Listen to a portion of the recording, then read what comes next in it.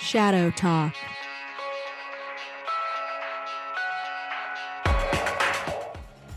Hello and welcome to ShadowTalk, a weekly roundup of this week's threat intelligence. In this week's episode, Cisco Smart Install Client flaw exploited in disruption attack, information leak vulnerability discovered in Microsoft Outlook, and it's that time of year again, new hacktivist activity as part of OpIcarus and OpIsrael. And I'll be digging into the Verizon DBIR and why there's still plenty of reasons to be interested in the RSA Conference.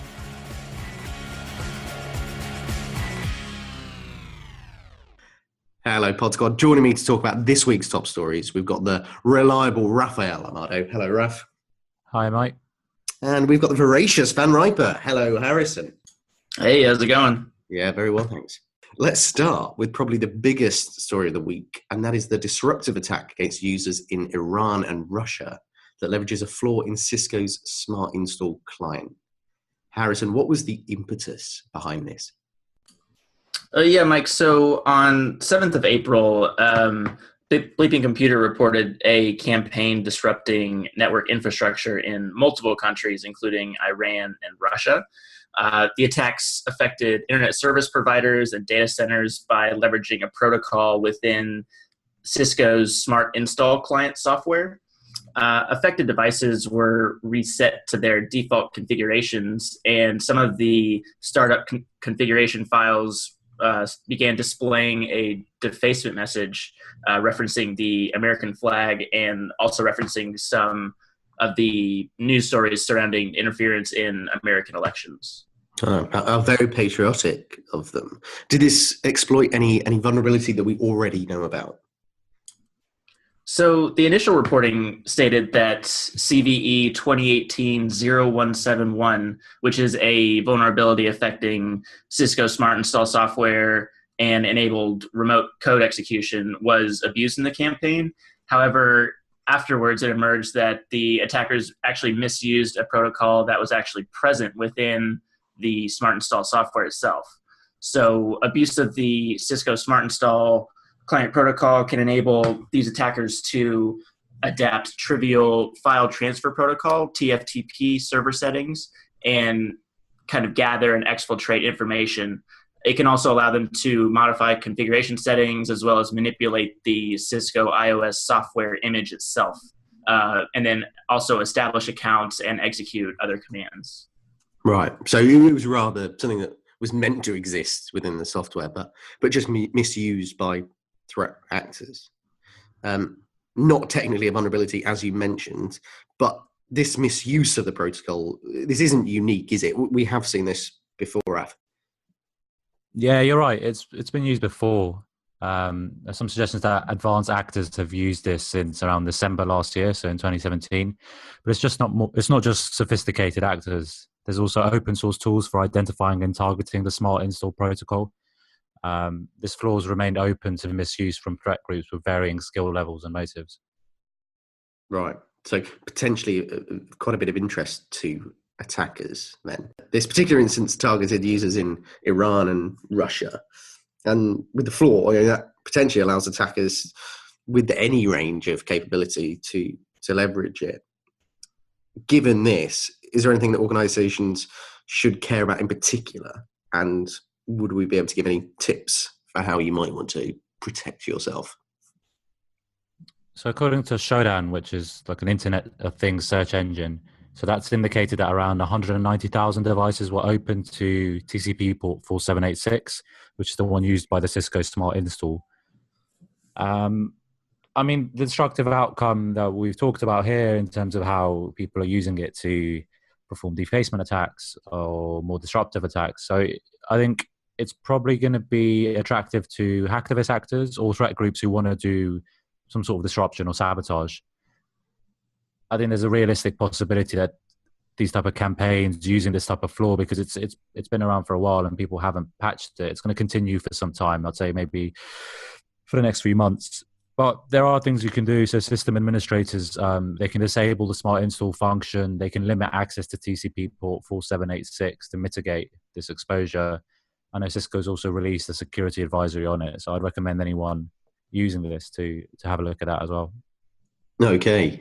You speculated that it could be used by hacktivists. And I want to tease everybody with mentions of hacktivists. I know people get excited to talk about hacktivist campaigns, so hold your groans, because we will be talking about that shortly, but more of that after this. We want to talk about an actual vulnerability, and that's one in Microsoft Outlook. I mean, given the widespread use of Outlook throughout every business sector, and the fact that this vulnerability isn't that hard to exploit, we may have seen some attackers using this particular vulnerability. Harrison, in as few words as possible, can you describe what's been going on here with this Microsoft Outlook vulnerability? So I'll try to explain it in as few words as possible.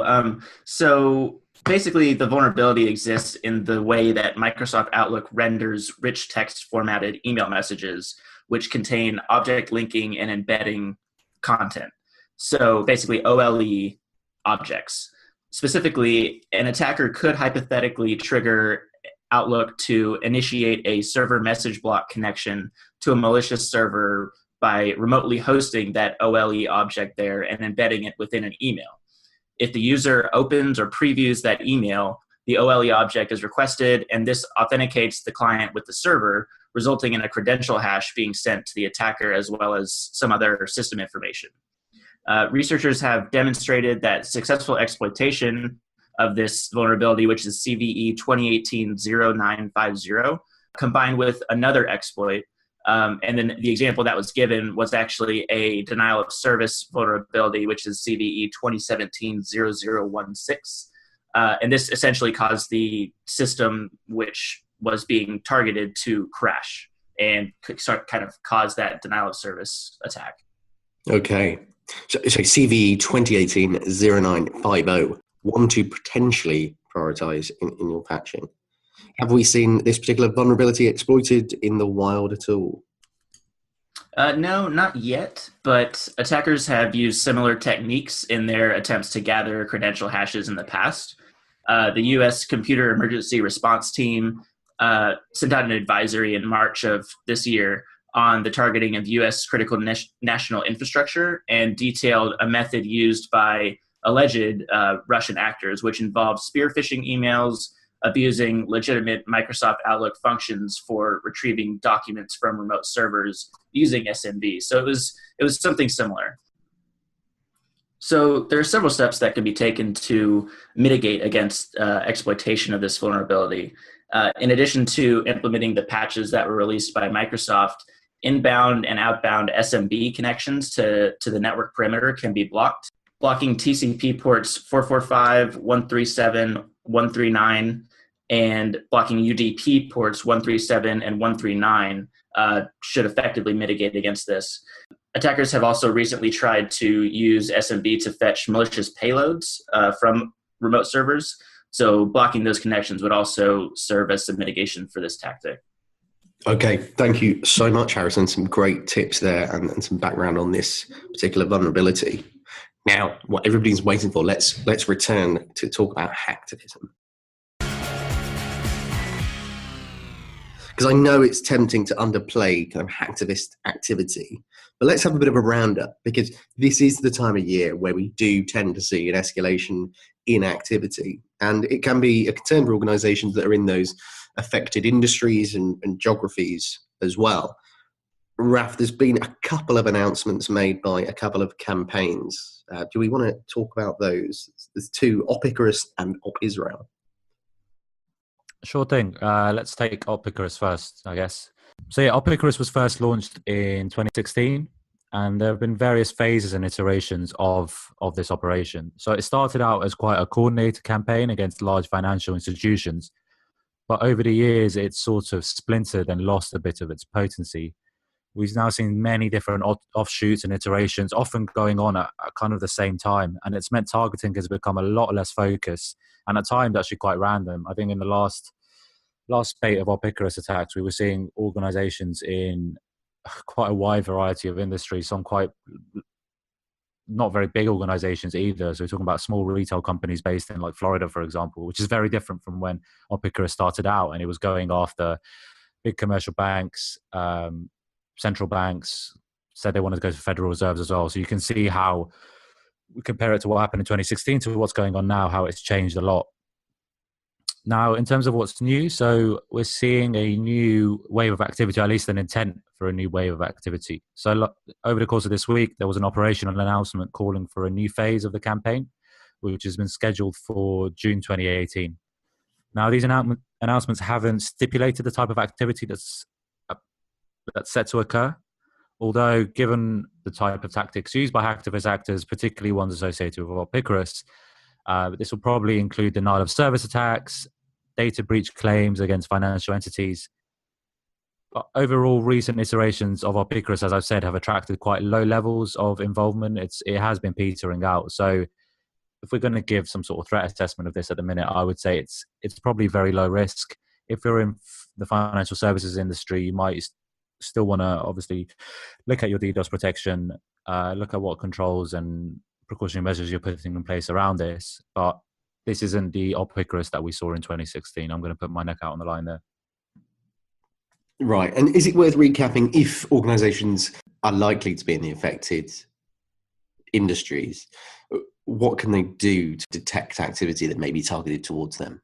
I think we often take that for granted about how, as an organization, you can respond to that.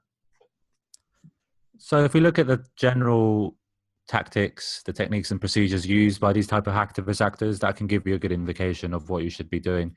Firstly, it's in terms of sort of preemptive monitoring. The hacktivists generally communicate publicly using Twitter and social media. They use IRC channels and other mediums as well to communicate with each other and coordinate their attacks. But their attacks are usually publicized on Twitter and Facebook. Their target lists are put on Twitter and Facebook as well. So that's a good place to start to see if your organization is on there, because what will happen is the hacktivist group will put their target list online, and then anyone who's affiliated to that campaign can then go look on there, choose a target, and on those lists as well, they usually have links to how to run the tools needed to perform like an SQL injection attack or a denial of service attack using something like Slow Loris. So looking at where these hacktivists communicate is a good starting point. As I said, in terms of the actual tactics they use for their attacks, denial of service, so looking at what defenses you have in place for that. They like to do data breaches as well. A lot of the time it's misconfigured websites, or actually in reality a lot of the time as well, they will release information which is actually open source or has been public before. So looking out to see what data you might have exposed out there would be another good place to start.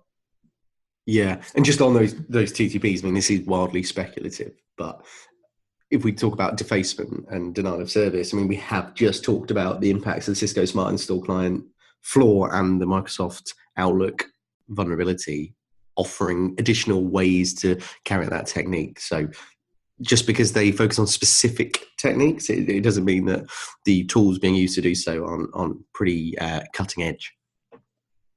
Yeah, I guess it'll be interesting to see if hacktivist actors related to OpIcarus or some of these other hacktivist campaigns start incorporating some of these maybe newer or less widely used techniques. Yeah. So that's OpIcarus. There's also been OpIsrael. And talk of all these tools reminds me of last year when, during OpIsrael, you actually had some disruptive acts against the group behind OpIsrael as well, when people were sharing malware that they were saying would help them with their campaigns, but it was actually a remote access Trojan targeting the hacktivist actors themselves. So just because they're sharing tools doesn't mean they're all on the same side. With that, what exactly is OpIsrael and what's been the announcement? So OpIsrael is, again, a hacktivist campaign that usually happens around about, well, at least it kicks off and there's high peaks of activity around the 7th of April and the weeks before and after that. That's because it coincides with the eve of Holocaust Remembrance Day. And OpIsrael is motivated, it's a very political campaign, first run by the Anonymous Collective affiliated with groups in support of Palestine. So it's rooted in the Middle Eastern conflict there. Again, like a bit like OpIcarus, the general techniques are denial of service claims, website defacements, data leaks as well. What we've seen recently are claims of website defacements, as well as some leaked databases belonging to 83 Israeli universities. However, it seems like, again, that type of information was actually available on open sources. So they're just basically reusing this information, putting it up on paste sites and claiming victory there. in terms of the organizations that are usually affected by this, they tend to be particularly concentrated in Israel. Israeli government entities, educational entities, military, defense, but also sometimes there's been attacks, or at least claimed attacks, against organizations that are seen to be overly closely affiliated with Israel as well. But again, in terms of the target listing, it's usually mainly based on Israeli entities. So, who's excited for RSA this coming week? Ugh. What's that, Harrison? I certainly am, Mike. Yeah, it's become a little bit trendy for people to bash on the conference as a bit of a vendor fest. But let's add some balance, because I genuinely believe it still offers quite a bit of value. The talks themselves, some of them look incredibly interesting. You got topics which are genuinely of interest and useful to organizations, like things on investment metrics, things like that. You've got the big topic GDPR and how people can go about preparing for that. The eternal problem of recruiting and being able to retain staff as well as things on third-party risk, cloud security, and broader national security as well. Actually, Rick Holland, our CISO, has collated some of these talks and listed them in a recent blog. So check that out if you want to get a list of good talks that you can attend at this week's RSA conference. But it's not all about talks. You've also got loads of innovation going on. You've got the innovation sandbox, which you've got all of these new startups with fascinating technology which can help you to solve a bunch of your problems. So you can go along to that and track different technologies that are emerging and help you to solve your own challenges as well. So do check that out. And hey, the parties aren't too bad either. Do come along to ours on Tuesday, which is a security leaders party. Got a big old space above the Metreon. So that should be pretty awesome. Register that on our website, or we should be able to put the registration link within the podcast description as well. So if you fancy having a little knees up, do come along. Or if you just want to come up and troll Michael Marriott for his presenting of this podcast, it's a good opportunity to meet him in person as well. Yeah. What more incentive could you need? I think it's also a good time now probably to talk about some new research. So the Verizon DBR report came out this week. That's the Verizon Data Breach Investigations Report, which comes out every year. This year's report includes around 53,000 security incidents, over 2,000 data breaches across so many different countries. I think we've got 65 countries in there, 67 contributors. So it's quite a lengthy, but also really, really useful report. Yeah, there's a lot of content in across the 50 pages, and would encourage people to check it out if they could. Kind of things that they discuss include ransomware. That's the top flavor of malicious software from 2017, and I think 39% of the cases of malware were ransomware. So yeah, Mike, you're right to point out ransomware, but I think organizations should also have wider plans for extortion attempts more generally. So we're also talking about DDoS extortion, intellectual property extortion. Like we've said before, you should have playbooks for all these different types of scenarios, and your business continuity planning should take into account all these different types of incidents that could take place. One other thing that I would potentially draw out of this report is this nice little quote where 68% of breaches took months or longer to detect. So on the one hand, this obviously highlights the typical lag time between detecting breaches and then when they actually occurred. But it also makes me think about this idea of real-time intelligence that gets bandied about the industry a lot. And it's something that came up in a recent conversation I was having with Rick, our CISO. So he says that the majority of these are actually really real-time false positives, which actually create more work for your internal teams, for your security teams. So the thing to highlight here is quality reporting. That's actually what's most important, quality intelligence. So this is ideally timely and gets to you quickly after an event. But what I think most of us would say is that we're probably happy to wait a few more hours or a day to get actually usable intelligence that won't overload the security team. Yeah, absolutely. That is a great point. Do check out the Verizon DBIR because it's a great report, and there's so much content in there that you can operationalize within your own company. Okay, that is all for today. Any key takeaways from yourselves? So going back to the DBIR report, what I really like about it is that there are a lot of good examples of how to present and communicate threat intelligence in there. And one recommendation would be to create your own version of this report, at least try and take elements of it which you quite enjoy by using your own intrusion and breach data. I mean, what's more important and relevant than what's actually going on within your own organization? And these Verizon reports have really great examples of graphics, charts, tables that you can incorporate into your own tailored reports. And then you can use these to communicate the threat landscape to your executives. And as we know, your executives, your board, they're a very different target audience from a threat intel or a security analyst. So the risks and the outcomes that you're talking about there need to be communicated in quite a different way. And I think the Verizon report is a really good way of doing that. Yeah, and then being able to do it year on year as well, so you can track trends over time. That can be a quite compelling way to provide trending metrics to management and the board. Exactly. Okay, Harrison, what have you got for us? Yeah, so my key takeaway this week revolves around the Outlook vulnerability that we discussed earlier. I really wanted to highlight this one because it is fairly easy to exploit. And although we haven't seen any attacks just yet, I think following this disclosure, there may be some activity around it within the next few months to a year. So definitely wanted to keep an eye on just that CVE again, CVE 2018-0950. Okay, thank you so much, Harrison, and thank you to Raf. That is all we have time for this week. Thanks for listening to this week's Shadow Talk. To learn more about our research and our activities at RSA, visit digitalshadows.com.